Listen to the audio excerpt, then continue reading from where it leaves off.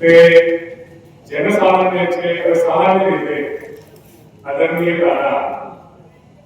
दादांच्या आठवणींना उजाळा देण्यासाठी त्यांचा अनुभव पहिल्या ऍडमिशनच्या मुद्द्यापासून आता नगराध्यक्ष मॅडमनी सांगितलेल्या घटनेपर्यंत आपण सगळ्यांनी दादा ऐकतो आहे. इथं बसलेला प्रत्येक व्यक्ती हा मला वाटतं दादांना भेटलेलाच आहे. प्रत्येक व्यक्तीचा अनुभव हा इथं जे काही धोका छबी त्यांच्या इथं दिसत आहे या प्रत्येक छबीमधून दादा आपल्याला काहीतरी निक्षून सांगताय. दादा आपल्याला शिस्त दाखवताय. दादा सत्य बोलताय. याची प्रतिकृती आपल्याला त्यांच्या प्रत्येक क्षणामधून आयुष्याच्या महाराष्ट्राला नव्हे देशातल्या सुद्धा पर्यावरणाला त्या ठिकाणी लक्षात आली. मी माझा अनुभव मोठा त्यांच्याशी झाला आहे. खात्रीनं मी पण तो सांगून वेळ घेणार नाही. मी आमदार होण्याच्या अगोदर दादांचा 1 मिनिटाचा अनुभव सांगतो आणि आमदार की माझ्या हातातून जात असतानाचा 1 मिनिटाचा अनुभव सांगतो. दादा तुमच्या लक्षात येईल. बंधूंनो,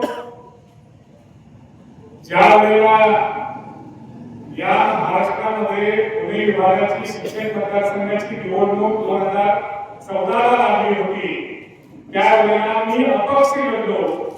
माझ्या समोर आघाडी सरकारचा उमेदवार होता आणि भारतीय जनता पार्टी सेनेचा उमेदवार होता. मी त्या ठिकाणी निवडून आलो. निवडून आल्यानंतर मी शिक्षक असल्याने मला सगळं राजकारण लक्षात येत नव्हतं. पण एवढं लक्षात येत होतं किंवा मला काही जाणती माणसं सांगत होती की राजकीय पक्षाचं सरकार असतं आणि तुम्ही अपक्ष आहात, काम कसं करणार. माझ्या मनातल्या प्रश्नांना उत्तर नसताना मी निवडून आल्यानंतर 3-4 दिवशी मला त्यांच्या कार्यालयाला फोन आला आणि मला मुंबईला बोलावलं. मी गेलोच नव्हतो मुंबईला. त्याच्या अगोदर आमदार झालो म्हणून मी गेलो आणि बंधूंनो साहेबांची भेट 5 मिनिटाची झाली आणि साहेबांच्या भेटीनंतर साहेबांनी दादाला भेटायला सांगितलं. दादाला भेटलो. दादाने मला सांगितलं. त्याच्या अगोदर एक सांगतो, दादा म्हणजे कुणी भेटावं, कधी भेटावं, त्यांना काही बोलावं, त्यांनी काहीतरी बोलावं असा व्यक्तिमत्वच नव्हतं ते. दादांच्याकडे काम घेऊन जायचं आणि दादांच्याकडून काम करून घेऊन यायचं असे ते दादा होते. दादांनी भेटल्याबरोबर मला विचारलं, तुझी महत्वाची 2 कामं सांग. मी संघटनेचा कार्यकर्ता असल्यामुळे त्यांना अनुभव असेल पहिला संघटनेच्या लोकांचा 10-20 तरी सोबतच असतात काम. मला म्हणजे 2 कामं सांग. मी चळवळीतला होतो. दादा म्हणजे दादा माझं एकच काम सांगतो. एकच काम जर आज केलं तर राजभाव संदेश शिक्षकात चांगला जाईल सांगून. बंधूंनो, या राज्यामध्ये 2000 सालापासून सुमारे 2000 माध्यमिक शाळा, 2000 कनिष्ठ महाविद्यालय, 2000 प्राथमिक विद्यालय कायम शब्द लावून गेली होती आणि त्याचं वय किमान 14-15 वर्ष शिक्षकांचं जात असेल. एक नया रुपया या राज्यात कुणाही पगार मिळत नव्हता. मी म्हणलं दादा हे सगळे शब्द लावून दिल्यानंतर शब्दही तुम्ही काढला तर त्यांना आव्हान नाही मिळालं. 57 शाळा या राज्यातल्या परीक्षेत सगळ्या पात्र झाले. त्यांना अनुदान देणं बाकी आहे. ठीक आहे, फोन लावला. 10ची वेळ होती आणि बंधूंनो 11 वाजता मंत्रालयामध्ये या राज्याच्या प्रधान सचिवा शिक्षणच्या होत्या अश्विनी भिडे.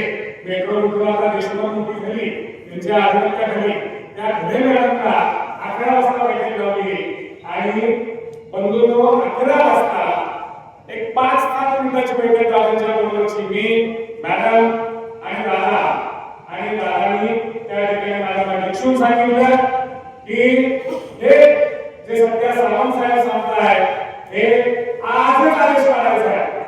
आणि बंधूंनो त्या तारखेला आदेश त्या ठिकाणी या राज्यातल्या 57 शाळांचा निघाला. त्या शाळा 100% 17 साली आल्या. दादांनी लगेच टप्पे सांगून दिलं. त्यांच्या बरोबरच्या सुमारे 6000 अमोल खंडेकर प्राध्यापक या ठिकाणी बोलले. त्यामध्ये आहेत खंडेकर सर. अजून त्यांच्या बरोबरच्या संपूर्ण या राज्यातल्या शाळा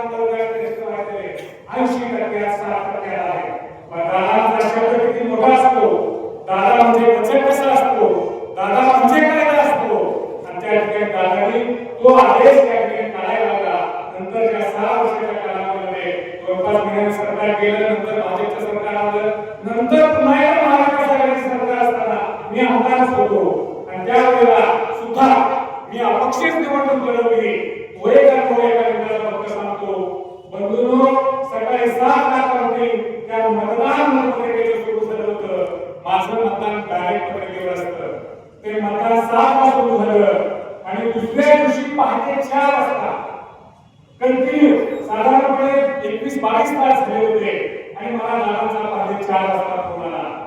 काय झालंय, काय चालू आहे? मी म्हटलं, दादा, प्रत्येक टेबलला मी 10-15 मागे पडलोय, माझं काही खरं नाही. मला म्हणजे काळजी करू नकोस, मतपेटीतून काय झालं अजून निकाल लागायचा आहे आणि जरी निकाल लागला तरी काळजी करू नको. मला त्याच्यामधून एक सांगायचं आहे, माझा ते काउंटिंग चालू असतानाच साधारणपणे 12च्या दोन चित्र स्पष्ट झालं होतं. मला प्रत्येक टेबलवर 2, 5, 10, 12 कधी पडत होती आणि त्यामुळे माझा कार्यक्रम सगळा हरकत झाला. म्हणजे अर्धा अधिक निघायच्या कार्यक्रम लागला होता. पण या राज्याचे तत्कालीन उपमुख्यमंत्री काही स्थितीत असतानाचे मला फोन करून सांगता, तू काळजी करू नको. मी निवडणूक हरलो तरी सुद्धा मी दादाच्याकडे जात होतो. आता अजून एक फक्त 30 सेकंदाचा त्यांचा किस्सा सांगतो, तो तुम्हाला सगळ्यांना माहिती आहे, प्रत्येक जण सांगताय. दादाची भेट किती वाजता कार्यकर्त्याला मिळते, दादाचा कार्यक्रम कधी चालू होतो, हे सगळेजण पेपरमध्ये वृत्तपत्रात सगळ्यांना सगळं माहिती आहे. आताच पत्रकारांनी सुद्धा सांगितलं, तुम्हीच सांगितलं की 7 वाजता दादा तिथे शेतात होते. दादा मंत्रालय 10 चालू होतं, पण दादा 6 ला मंत्रालयात येतात आणि 7 वाजता मंत्रालयातले अधिकारी खरे असतात आणि त्या ठिकाणी 10 ला विशेष होतात. खरोखर या देशामध्ये एकमेव असं व्यक्तिमत्व होऊन गेलं आहे की ज्यांना आपल्याला आठवावंच लागेल. बहुजनांचा खरोखर देवारू या सध्याच्या काळातला आदरणीय दादा होते. दादांच्या स्मृतीला खूप अभिवादन करतो. त्यांच्या चिरात्म्याला शांती लावावी अशी विठ्ठलाकडे प्रार्थना करतो.